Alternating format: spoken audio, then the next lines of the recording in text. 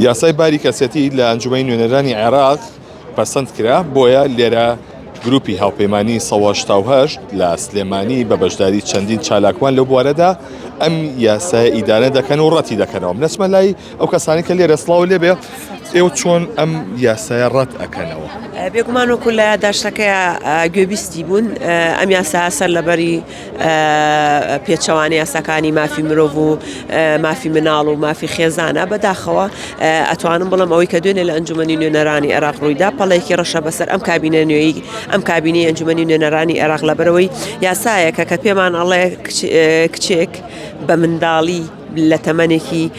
کەمی 9 ساڵ بۆ 10 ساڵە بتوانێت پرۆسی هاوسەرگیری پێک بێنێ. ئایا ئەم کۆمەلگایە کۆمەلگەیەکی تەندروستە بێ؟ ئایا ئەم کۆمەلگایە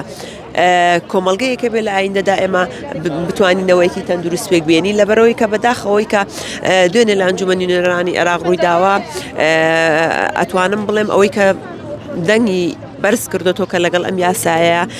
پێڵین بەخۆیان بچێتەوە لەبەرەوەی کە ئەم یاسایەکە کۆی گشتی یاساکە غەڵەتە، کۆی گشتی یاساکە پێچەوانەی یاساکانی مافی مرۆڤە بەگشتی لەبەرەوەی کاتی ئەگەر ئێمە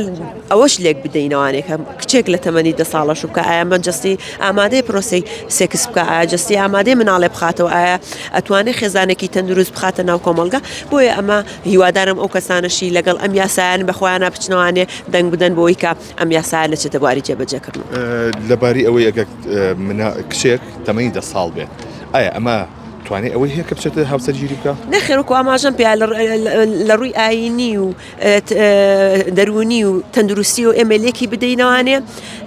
ئەم منداڵە ئەم کچە شیاو نییە بۆی کە بچێتە پرۆسی هاوسەرگیری لەبەر خۆی جەستە یێرە ئامادە نیە بۆی خۆ پێویستی بەوەیە کە گەشە بکە، پێویستی بەوەیە کە پەروەردە بکرێت، پێویستی بەوەیە کە خزمەتی زیاتر بکرێت. تۆ چۆن ئەتوانی من کچێکی 10 ساڵ و 9 ساڵ و 11 ساڵ ئەمە من لەگەڵ ئەوە شام کە تۆ ڕێگە داوە کچێکی لەو تەمەنە پرۆسی هاوسەرگیری پێک بێنێ ڕێگەش بۆ داوە کوڕێکی 10 ساڵ پرۆسی هاوسەرگیری بێنێ. ئایا ئەم دوو منداڵە ئەتوان خێزانێکی تەندروست پێک بێنن؟ لەبەرەوەمە لە هیچ شوێنێکی دنیای نییە وەڵڵی نازانام ئەوەی کە لە ئەنجومەنی نوێنەرانی عێراق دوێنێ ڕووی داوە لە هیچ شوێنێکی دنیا ڕوو نادە. ڕێسەمە لای هەنە خات و هانا سڵاوە لێبێ ئەگەر کچێک لە تەمەنی 10 ساڵیە پرۆسی هاوسەرگیری پێک بێنێ ئەمە کاریگەری خراپی چی ئەبێت؟ کۆمەلگا بەرەو شوێ چێ؟ با ئێمە لە چوارچێوە گشتەکەیە ببینین کاتێک کە ئێمە ئەبینین مناڵەکانمان لە بۆنە لە ئاهەنگ لە خوێندن بێبەشەکەین یاخود هەر مناڵێک کە ئەیبینی تۆ خۆت هەستێکی تایبەتت هەیە بووی چۆن ئەم عقلیەتە وای کردووە ئەم جەهالەتە بەم شێوەیە بێ ئەو شەرمەزاریی کە دوێنێ پەرلەمانی عێراق تۆماری کرد بە شێوەیەک ئێمە بە تایبەتی وەکو چالاکوانان و ئەو کەسانی کە حزورمان هەیە لە کایە گشتیەکان و خەباتکردن بۆ مافەکانی تاک